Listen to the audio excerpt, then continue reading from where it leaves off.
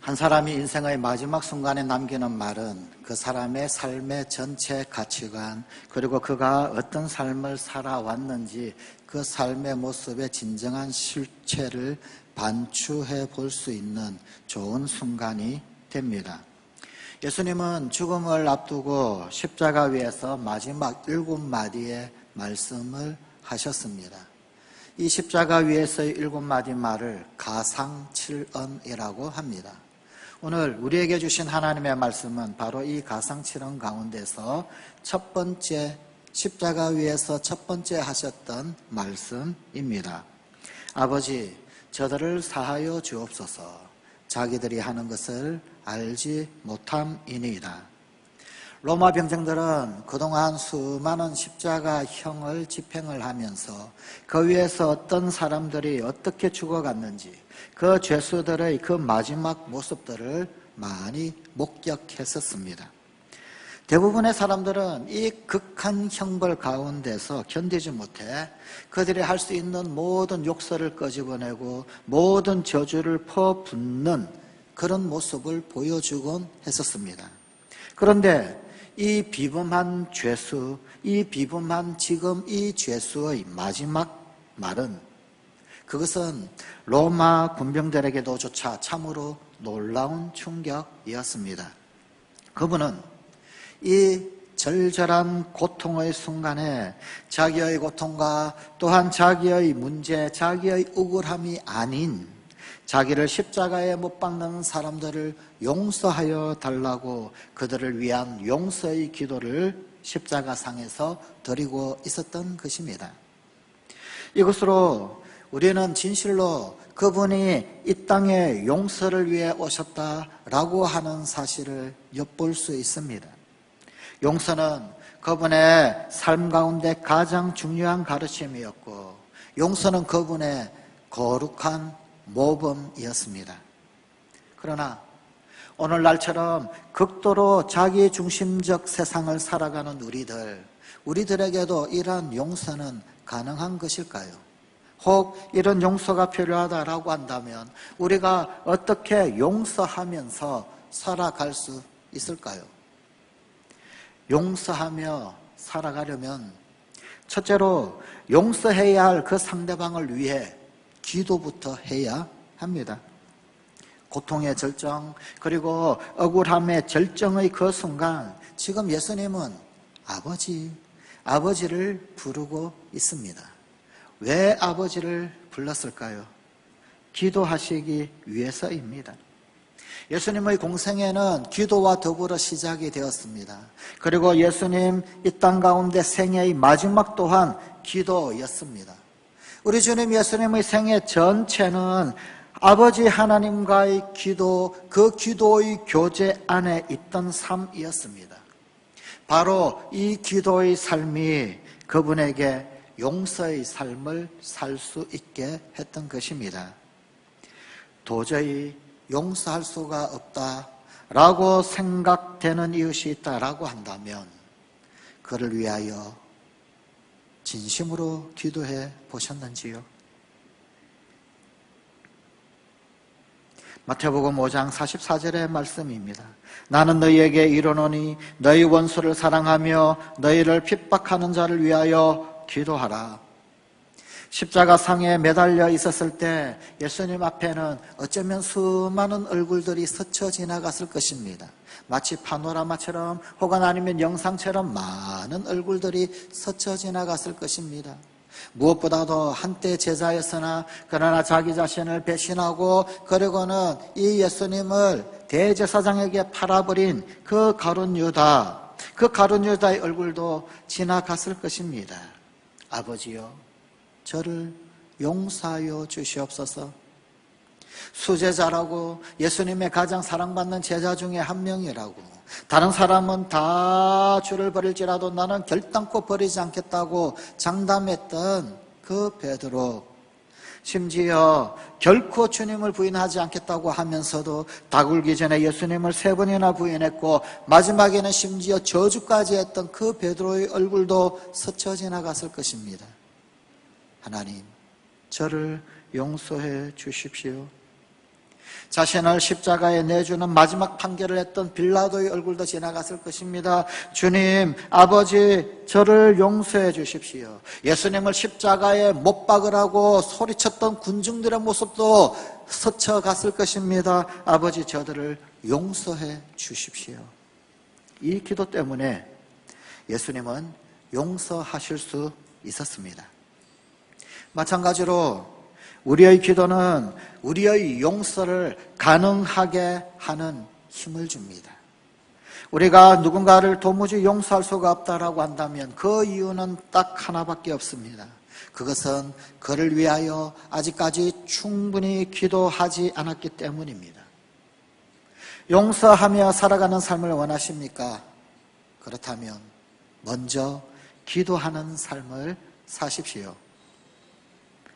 둘째로 인간의 무지를 이해해야 합니다.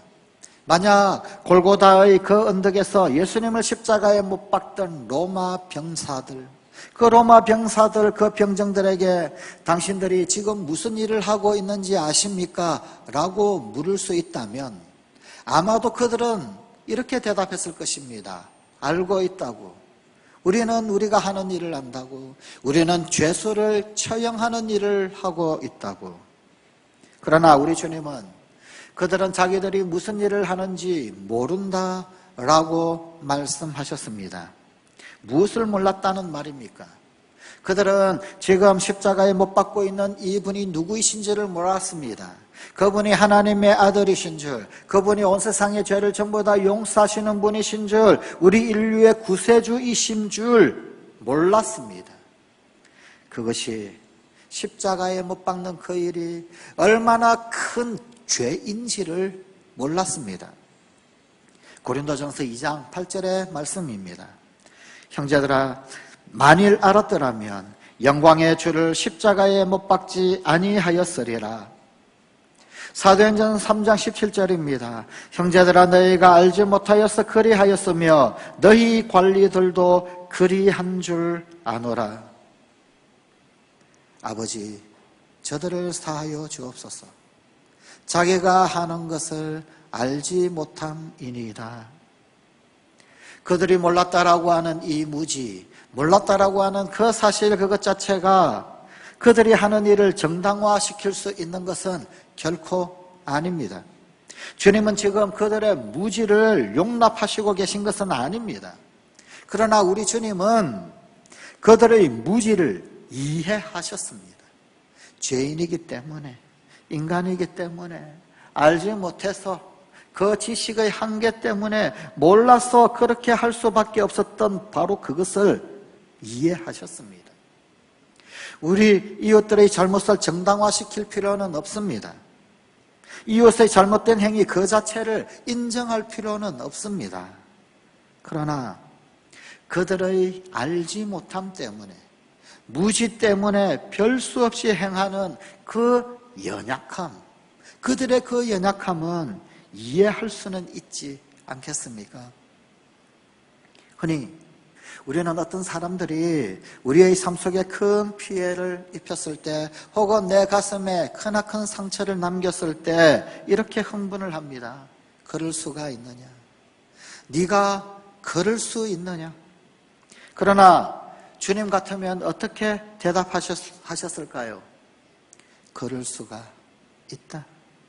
그럴 수도 있지. 죄인이기 때문에, 연약하기 때문이지. 죄인이기에 그럴 수도 있다는 것입니다. 아버지, 저들을 사하여 주옵소서. 자기가 하는 것을 알지 못함이니이다. 그분은 인간의 무지를 이해하셨습니다. 그리고 그 이해는 우리가 이웃을 용서하는 중요한 기초가 될 수 있습니다. 셋째로, 하나님의 말씀에 순종하고자 해야 합니다. 예수님께서 십자가에서 용서의 기도를 드리신 이 사건은 사실상 구약 예언의 성취입니다. 구약에 나타난 하나님 말씀의 그 예언이 실현되어진 것이었습니다. 이사야서 53장 12절 말씀입니다.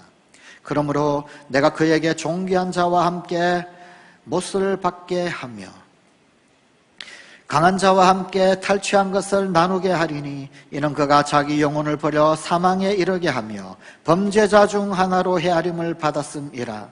그러나 그가 많은 사람의 죄를 담당하며 범죄자를 위하여 기도하였느니라. 이 메시아에 대한 예언은 메시아 대신 바로 그분이 범죄자 중 하나로 헤아림을 받게 될 것이다. 뿐만 아니라 많은 사람들의 죄를 지며 그들을 위해 기도하리라 라고 하는 내용입니다. 주님은 바로 그 하나님의 말씀을 이루기 위해서, 그리고 바로 그 하나님의 뜻을 성취하고 이루기 위해서 지금 십자가 위에서 용서의 사명을 실천하고 계신 것입니다. 그렇다면 용서하지 않는 것은 하나님의 명령에 대한 불순종이 됩니다. 우리가 이웃을 용서하지 못하는 이유는 우리의 감정이 그를 용납하지 못하기 때문입니다. 어떻게 그녀를 용서할 수가 있습니까? 내 삶에, 내 마음속에 이런 상처, 이런 아픔, 이런 좌절, 이런 실망, 이런 안타까움을 안기고 떠난 그 사람을 어떻게 용납하고 용서할 수가 있겠습니까? 그러나 그것이 나를 향하신 하나님의 뜻이라면, 그것이 나를 향하신 하나님의 분부이고 하나님의 말씀이고 하나님의 명령이라면 어떻게 하시겠습니까? 아버지, 저들을 사하여 주옵소서. 어떻게 이런 기도를 하실 수 있었을까요? 아마 주님도 인간성에 근거해서 기도하셨다라고 한다면 어쩌면 차라리 이런 기도를 했을지도 모릅니다. 아버지, 저들에게 진노를 내려 주옵소서. 내게 상처와 아픔을 가져다 준 이웃을 바라볼 때 차라리 죄인인 우리 인간에게는 어쩌면 이런 기도가 더 자연스러운 것일지도 모릅니다. 아버지, 저 인간에게 벼락이 치게 해 주시옵소서. 우리의 감정은 쉽게 용납되지 않습니다. 내 삶 속에, 내 깊은 내면에 이런 상처, 이런 아픔, 이런 좌절, 이런 배신, 이런 괴로움을 안겨다 준 사람을 어떻게 용서할 수가 있겠습니까? 그러나 주님은 하나님의 뜻을 헤아리고 계셨습니다. 하나님의 말씀을 기억하고 계셨습니다. 그것이 아버지의 뜻이라면, 그것이 아버지의 말씀이라면, 그것이 아버지의 분부라면 순종하겠다라고 말입니다. 여기서 아버지, 저들을 사하여 주옵소서, 이 말씀을 헬라어 원문 성경에 보게 되면 진행형으로 기록하고 있습니다. 무슨 의미냐 하면 아버지, 저들을 사하여 주옵소서, 이 기도를 한 번 하신 것이 아니다라는 말입니다. 몇 번씩 반복해서 계속해서 아버지, 저들을 사하여 주옵소서, 이 기도를 계속해서 하고 계셨더라는 것입니다. 왼손에 못이 박힐 때 그분은 기도하셨습니다. 아버지, 저들을 사하여 주옵소서. 오른손에 못이 박힐 때도 기도하셨습니다. 아버지, 저들을 사하여 주시옵소서. 발목에 못이 박히는 그 순간에도 기도하셨습니다. 아버지, 저들을 사하여 주옵소서. 창자가 뒤틀리고 온몸에 피가 역류하는 그 고통, 처절한 그 아픔의 절정에도 그분은 기도하시고 계셨습니다. 아버지, 저들을 사하여 주옵소서. 그분은 지금 순종하고 계신 것입니다. 그 용서의 기도는 순종을 위해서 영혼 깊은 곳에서 쏟아내는 절기였던 것입니다. 하나님의 뜻을 이루기 위한, 그 명령에 순종하기 위한 처절한 싸움, 처절한 영적 전쟁이었습니다. 십자가에 달려서 그 마지막 한숨 들이쉬고 내쉴 때 그 마지막 그친 호흡을 하시면서도 그 숨의 한순간순간마다 아버지, 저들을 사하여 주옵소서. 아버지, 저들을 사하여 주옵소서. 아버지, 저들을 사하여 주옵소서.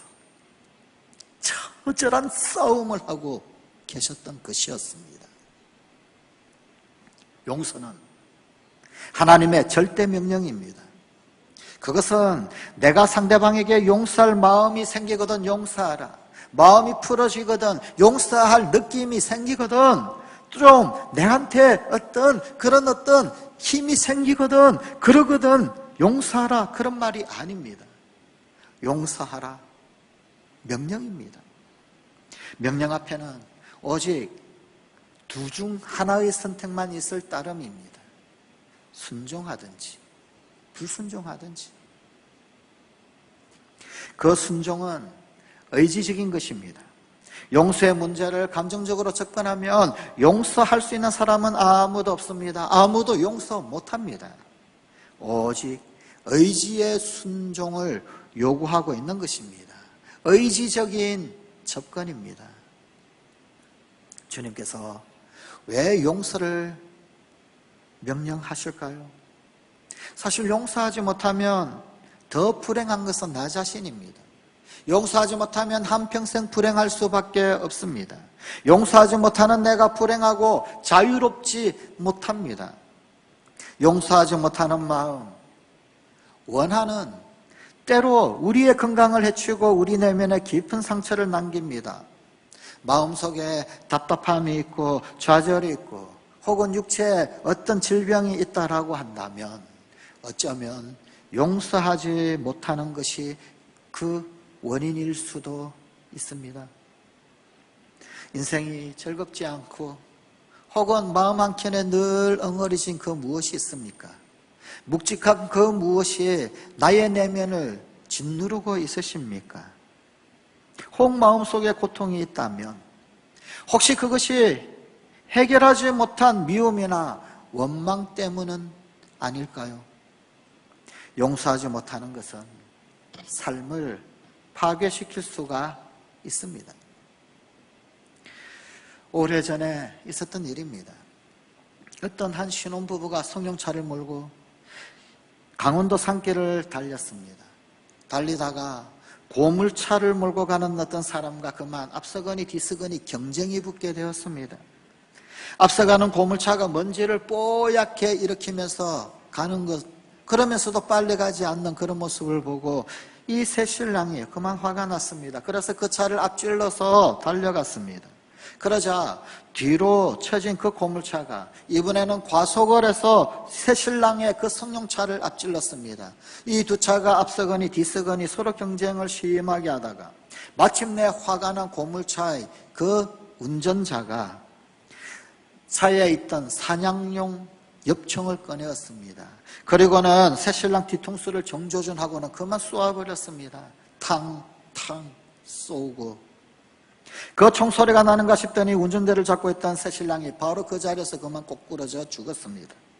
조수석에 앉아있던 신부는 경악과 공포 가운데 질려서 차에서 뛰쳐내린 다음 정신없이 도망을 쳤습니다. 이미 이성을 잃어버렸던 그 고물차에서 내린 사내들은 끝까지 그녀를 뒤쫓아가서는 결국 그녀의 얼굴과 몸을 난사해서 총을 쏘아 죽였습니다. 양보하지 않고 용서하는 마음이 소멸된 까닭에, 용납하는 마음이 없어져 버린 까닭에 신혼여행을 가던 신랑과 신부도 죽고 사냥을 가던 그 사람들도 경찰에 붙잡혀서 그들의 인생이 하루아침에 파멸되고 마는 비극이 발생하고 말았습니다.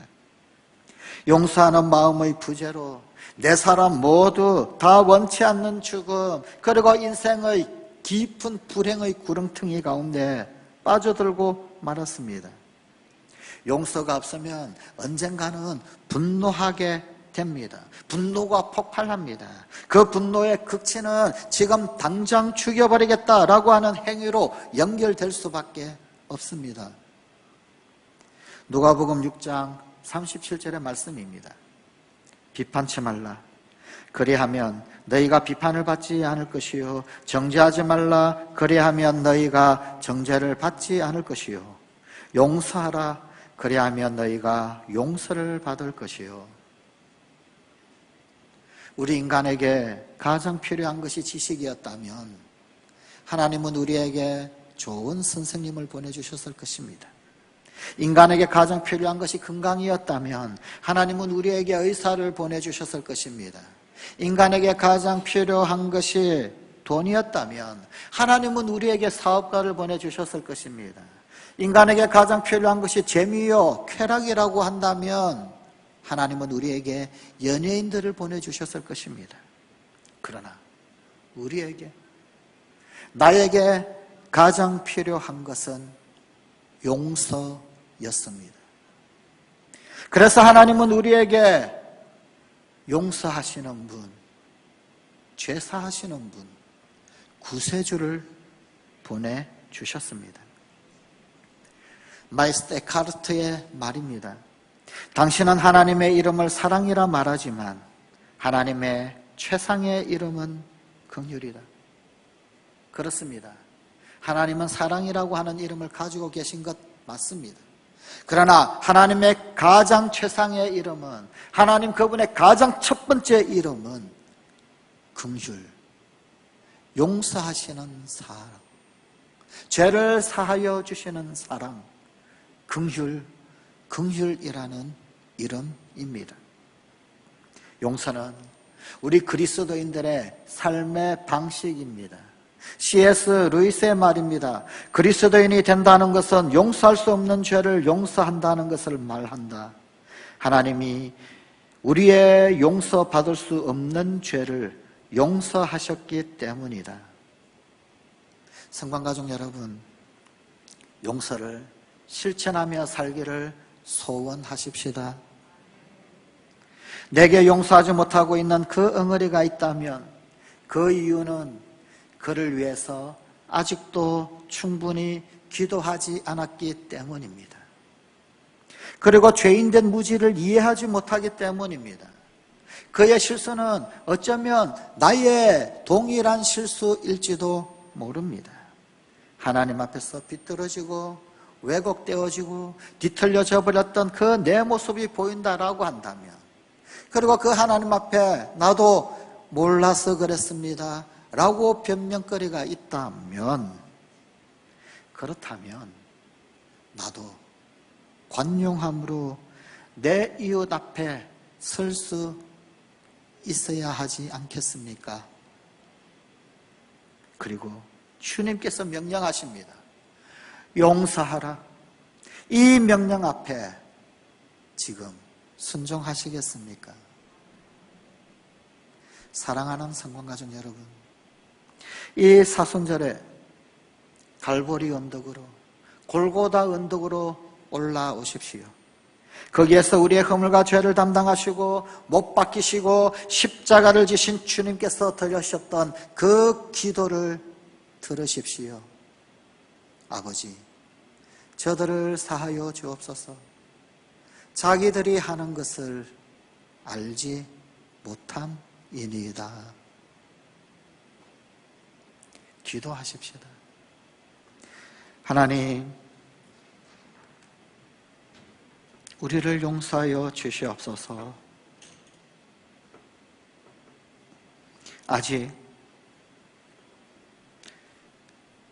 그 엉어리를 부여안고 충분히 기도하지 못했고, 그를 위하여 충분히 기도하지 못하였고, 그럴 수가 없다고, 그렇게 해서는 결코 안 되는 것이라고 이해하지 못하였고, 그러면서 나의 들보는 보지 못하였고, 주님 우리에게 용서의 뜻을 보이셨고 용서라고 명하셨음에도 불구하고 그 하나님의 뜻에, 그 하나님의 말씀에 순종하지 못하였던 저희들, 그럼에도 불구하고 우리를 용서하시고 십자가에서 피를 쏟으신 우리 주님 예수 그리스도, 오늘도 그 보혈이 우리를 적시고 우리를 다시금 일으켜 세우고 우리를 용서하여 주심으로 부끄러운 얼굴 다시금 주를 향하여 들 수 있게 하셨으니 감사를 드립니다. 그렇다면 아버지, 저들을 사하여 주옵소서. 자기들이 하는 것을 알지 못함이니이다. 우리 주님의 이 용서의 선언, 용서의 기도 또한 오늘 우리 사랑하는 성관가족들의 기도가 되게 하여 주시옵소서. 예수님 이름으로 기도드리옵나이다. 아멘.